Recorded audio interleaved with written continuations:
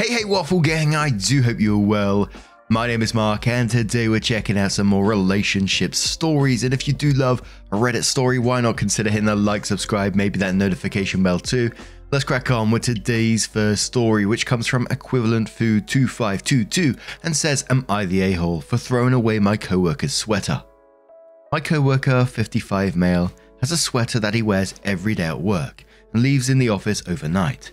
He never takes it home to wash, and over the last month it has developed a distinct smell.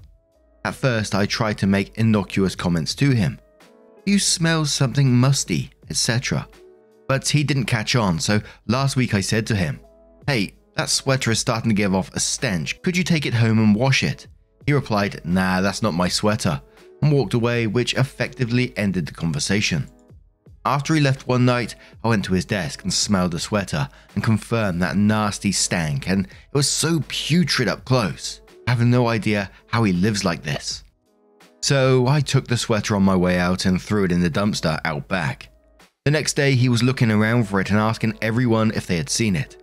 I just shrugged and said, nah, I haven't seen it today, which was technically not a lie. I feel kinda bad, but I can't live like that. We work in a 7-person office with no HR, and our boss is not effective at dealing with issues, so I do feel like this was my only option. Am I the a-hole? Clarification, when he said, that's not my sweater, he was referring to the stink not being his sweater. The sweater was in fact his. He's a bit of an oddball, but I can't imagine, even if he would wear a random stinky sweater that he didn't own. But we're going to start in the comments with Swirly Flurry, who says you're the a-hole. End quotes, I felt like it was my only option. And goes on to say, how? How was this your only option? Edit, your options are, tell your boss that the two of you tried to reach a compromise but co-worker refuses to admit his sweater smells and you need boss to get involved.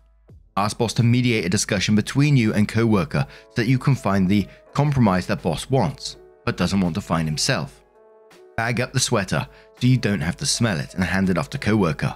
Tell him you had to contain the smell for health reasons and it needs to be washed before coming back into the office. Bag up the sweater and hand it to boss man. Tell him that co-worker refuses to take it home and you cannot handle the smell anymore as it is a health issue. Let boss tell co-worker to take it home. Take the sweater home and wash it. No, you aren't obligated to wash anyone's clothes. You also weren't obligated to touch the sweater at all or to clean up the office, yet you felt justified to grabbing the sweater and throwing it away. Not saying you had to or should have taken the sweater home and washed it, just that yes, it was an option. As someone mentioned, take the sweater to a cleaner's to have it cleaned. The sweater didn't ever have to come into your home. Reggie Snap says everyone sucks here. Throwing stuff out that's not yours is crappy. Even if your boss is ineffective, this is something you should have attempted to bring to them. But I also don't know why this guy is wearing a stinky sweater that doesn't belong to him and then is mad when an item that doesn't belong to him is missing. And I think just going off the back of that comment that they were saying, the OP was saying that he was talking about the smell, not the jumper itself, not being his. Material Aardvark says, you're the a-hole. You can't steal someone's property, period. It may have felt satisfying in the moment, but that's an actual crime. If he finds out it was you, and this goes before HR, they're absolutely not going to accept I thought it smelled bad as an excuse. Also, everyone is hung up on the guy saying the sweater wasn't his. I think he was saying the sweater wasn't causing the stench, not that the sweater didn't belong to him. Gcot says you're the a-hole. You say you work in a 7-person office. Maybe ask around and see if anyone else has the complaint, and if multiple complaints could convince him. It could have had sentimental value or something, but more so it just wasn't yours. You stole and destroyed his property that clearly was somewhat important to him. You asked him directly one time and then went nuclear. LRG in charge says everyone sucks here. You're far too passive aggressive. You should have given him a final chance. I know you don't smell the sweater, but I do, and it's really affecting my mood at work. Can you please do me this favor and bring the sweater home and wash it before you bring it back? Because now he's just going to get a new sweater and wear that until it stinks. Drunk Beauty Queen says, not the a-hole. What's with this sub and defending stinky ass people? He basically left something putrid smelling in a public space and refuses to take it home and clean it. That's offensive. And one more comment from Dogs for Life, who says, I'm going against the grain and saying not the a-hole. You tried to tell them. What were you supposed to do? It's disgusting not to wash it and incredibly inconsiderate to everyone else. If someone mentions that he should wash it, he should have immediately done so. Definitely don't tell anyone and keep playing dumb about it. And firstly, OP edits their post and says, "Edit, I see a lot of people suggesting that I had other options, and the ideas being brought up are frankly asinine. Just spray some freeze on it and call it a day. Have you ever sprayed Febreze in a bathroom where someone took a dump? Then you just know it combines with a crap smell and almost gives it a sort of power up. Next, tell HR about it. Some people have trouble reading, it seems. I already said it's a small office with no HR, and our boss is incapable or unwilling to address situations like this. I did in fact bring it up to him, and he said to find a compromise such as allowing him to wear the sweater 3 days a week. Not a problem solver, this guy. Take it home and wash it for him. I don't think this one even warrants a response. I suppose I should ask the rest of the office if they have any laundry for me to take home so I can do it all at once." Edit 2. I see many people bringing up the legality of this and the police being called or this going to court. May I remind everyone we're talking about a sweater. I'd love to hear how that 911 call goes. "Officer, I need to report a missing sweater. Please send your forensics team out ASAP and track this lunatic down before the sweater thief strikes again. Or God forbid I get taken to sweater court. I hope the Honourable Judge Cardigan takes pity on me and offers a reduced sentence if I do people's laundry while in prison. Get real, people. We're talking about office squabbles, not grand theft sweater." So then OP goes on to update their post and says, "Hey all, before the update I just wanted to apologise for getting so defensive in my original post. I've been feeling really stressed about the situation and I think my guilt expressed itself as anger. Even though I still don't agree with the alternative actions people offered, I should have been more chill about it." So the update. We have a Monday morning meeting every week. I'd planned to pull my coworker aside at lunch to tell him what happened and explain why I felt it was necessary. At yesterday's meeting, my coworker took the opportunity during other business to bring up his sweater. He said that he felt disrespected, and as multiple people have complained to him about the smell, he hasn't been able to narrow down his suspects, so he needs a full confession or he will be taking further measures. I thought about confessing, but to be honest, his eyes had a crazy look and it made me feel unsafe, so I kept my mouth shut. When no one said anything, he stormed out the office. My boss predictably did nothing. A couple of hours later, he returned with a guy who he said was his cousin and a police officer, though he was in normal clothes and had no badge or ID. He said his cousin was going to be interrogating people individually all day. At this point, my boss finally stepped in and said that wasn't happening and brought my coworker into his office. I don't know what happened in there, but it got loud towards the end and I didn't see him for the rest of the afternoon. I found out the next day he was fired. Not exactly the outcome I wanted, but it does solve my problem." Ooh. I gotta say, that update absolutely took me by surprise, but what do you guys make of this situation? Let me know your thoughts down in the comments below. Let's move on to another story. And our next story came from the True Off My Chest subreddit from Honeyed Spice and says, "Soon everyone will know he's been messing with his stepmother and stepsister. For a little while I've suspected my husband of cheating.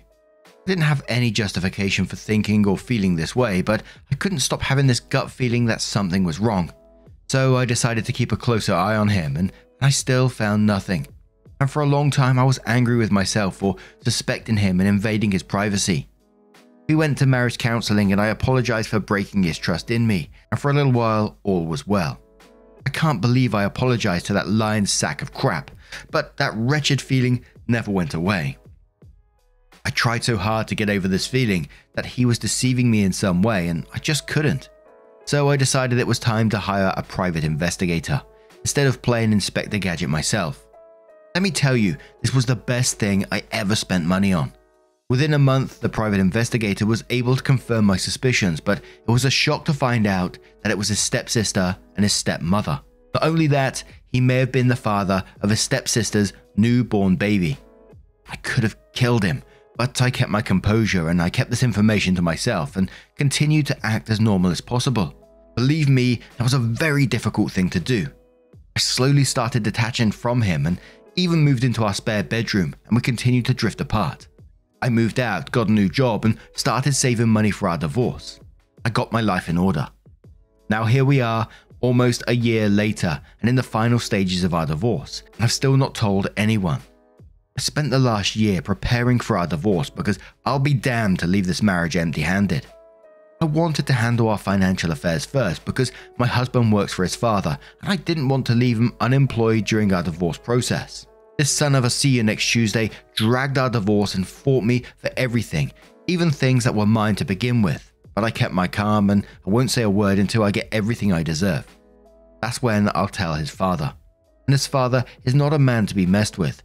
I've been assured the check will clear in 3 days, or less, and it's over for Robert because as soon as that money hits my account, his mother, stepmother, stepsister, brother-in-law and father will receive a beautifully written email with pictures and videos of what he's been up to. His dad will tear him apart. Count your days, Robert. And the comments on that particular post were all just asking for an update. Couple talking about, how to become a private investigator, which I think is really interesting in itself. But OP edited this post and said, edit 1, I got my money. Time to send it. Edit 2, his stepmother and stepsister do not know about each other. I don't know how long he has been sexually involved with them, but I do know it started in adulthood for all involved. So of course OP updates the post and says, can't seem to access my original account, so here I am. Let's clear some things up. When Robert's father remarried, Robert was already a 30-year-old man. So no, he wasn't sexually groomed. And his stepsister was 31 when she met him. Again, no one here is being sexually abused. All involved here were already well into adulthood when meeting and when they started to F around. As for the money, well honey, that's money he owed me, but was being a dick about giving it back. I invested in his business ventures and he refused to pay me my share, and that's not crap I was willing to let slide. You can't get a broke man to pay his debt, so F yes, I wasn't going to let him be unemployed during our divorce. The aftermath. I sent the email as soon as I saw the money had hit my account. First to call me was Robert and I picked up. First words out of his mouth was, "You evil ass B." I replied with "your mama" and I ended the call. The second person to call me is stepsister's husband. He was just heartbroken.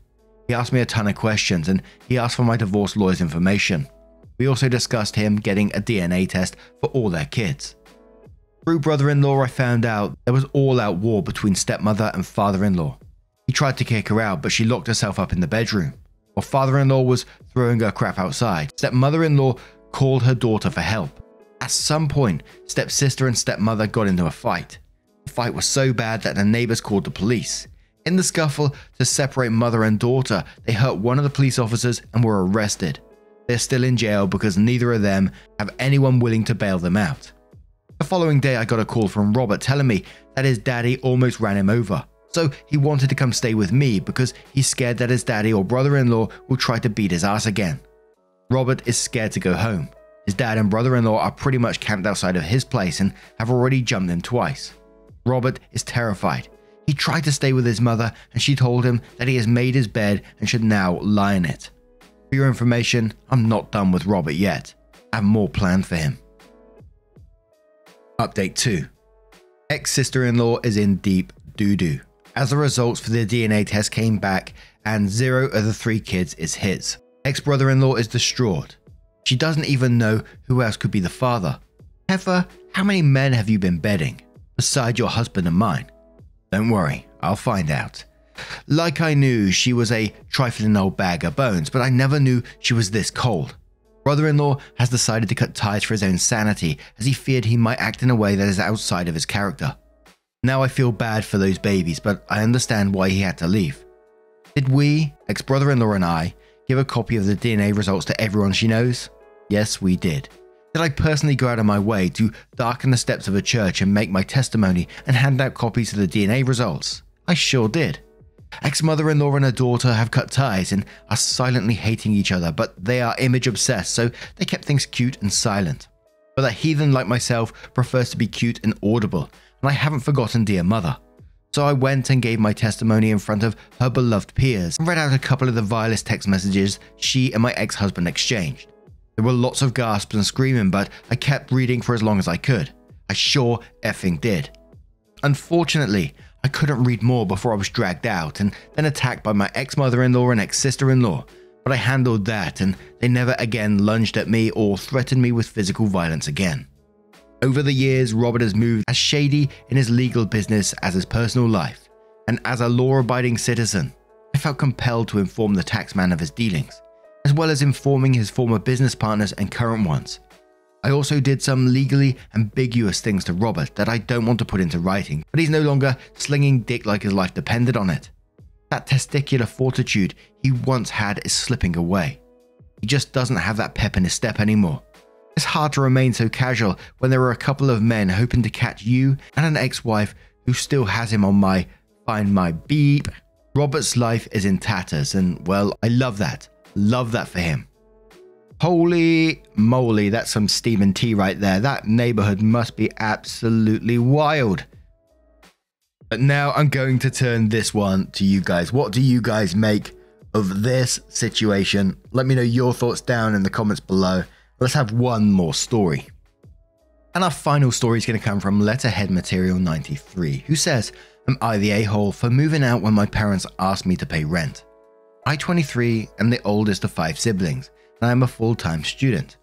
I also have a part-time job in my field, but when I complete my degree, my employer will take me on full-time. I make enough from part-time to pay for school and put money aside.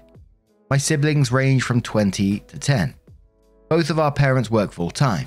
I've taken a lot of the responsibilities for keeping everything running in the house. I do the grocery shopping, the laundry, as well as making suppers and doing meal prep so everyone has lunches ready to take every day. I also get all my siblings to do their part with regarding to household chores. For example, my youngest brother is responsible for feeding and walking the dogs, so I make sure that there is dog food in the storage and poop bags on the leash. My dad works very long hours and my mum works 9 to 5 at a hard job. Over Christmas, I had a chance to buy a PS5 for myself, so I did. The rest of the family is still using a shared PS4. I keep mine in my room and I do not share. My parents started fielding complaints from my oldest brother about how I made so much money and I don't share the things I buy for myself. Totally true. So they had a talk with me where they brought this up. I pointed out how much of the household work I did, and they said it wasn't fair that I was earning so much money without contributing. They told me how much they expected from me. I went to my room and did the math. If I gave them what they wanted, I would have about $800 a month left over. If I dropped a couple of classes next semester, I could go to almost full-time hours with my employer, and it would only be one more year until I graduated with my second degree. But I could afford my own place, and I would have way more free time and disposable income. I packed up and moved out. Everything I owned fit in my car. I stayed in an Airbnb for 2 weeks until I could get everything sorted with an apartment, school, and work. It was great. I'm not gonna lie, I may have gone a little overboard on Tinder. I couldn't have women over to my parents' house. I just moved into my own apartment. I'm staying part-time until I finish this semester. I will work full-time over the summer and go to a lighter class load / higher work hours in the fall. My oldest brother has been tasked by my parents to do everything I used to. His chores have been split up with the other 3. They're all peed at me for moving out. My parents are upset I left them in the lurch. My siblings are mad that they all have more chores. My oldest brother is especially salty because he has no free time to see his girlfriend and she isn't allowed in the house when my parents aren't home. I'm enjoying my free time. I bought myself a plant from IKEA. Ah, that's nice. I feel bad for screwing them all over, but it didn't make sense for me to do all that work and pay rent on top. Edit, all the chores were split fairly. I wasn't doing any more than anyone else. I thought it was fair until I was asked to put in money as well. And it's just one of those moments where their parents having a shocked Pikachu face, you know, pay us rent or you move out, and then OP moves out and they're like, what? And it doesn't sound like you were just like slouching around the house and doing nothing as well. It sounds like you took on a hell of a lot of responsibilities for that house, you know, just keeping people in order at the same time, getting them to do some of the chores as well, making it fair, which getting younger ones on board, not all the time of course, can be a difficult job in itself. So that's probably going to be their biggest shock to the household now, is them having to deal with all this themselves. Yeah, they said you left them in the lurch. Well, no, you asked him to pay rent and he's chosen to go and live by himself. Why wouldn't you? I mean, I absolutely loved my parents to bits. And yes, I did pay them rent for some months, but if I had enough to move out in that moment, I'd have absolutely done it. You know, getting that independence, living by yourself, absolutely. Getting your own IKEA plant like OP here. Who wouldn't? But let's check out a couple of comments to see what they say. Fun Key says, not the a-hole. They are all just peed that they lost their slave. They're all a-holes. Good for you for knowing your worth and taking the time to calculate everything out. What the fox right says, not the a-hole. Now they get neither chores nor rent from you. They played themselves. Enjoy your apartment. And then quotes, my parents are upset that I left them in the lurch. My siblings are mad that they all have more chores. My oldest brother is especially salty because he has no free time to see his girlfriend and she isn't allowed in the house when my parents aren't home. And the writer goes on to say, they brought this on themselves, especially your oldest brother. And quotes again, I feel bad for screwing them all over, but it didn't make sense for me to do all that work and pay rent on top. And goes on, that's not what happened. They tried to screw you over and you didn't let it happen. Don't feel bad for them. And one more comment from Penguin Doctor who says, not the a-hole. They wanted you to pay rent in addition to running the house. You didn't want to do that, so you left. Sucks for your siblings, but it's ultimately your parents' responsibility. And you can't be expected to stifle your life for them because they don't want to do as much as you. Congrats on the new place. Now, I'm going to turn this one to you guys. What do you guys make of this situation? How would you have dealt with it if it was you? Let us know your thoughts down in the comments below. As always love to read them. And once again, just a huge thank you from the bottom of my heart for getting involved in today's stories. Your love, your support and time always means the absolute world to me. So thank you so much for being involved. And hopefully I will see you in the next one. Take care and much love.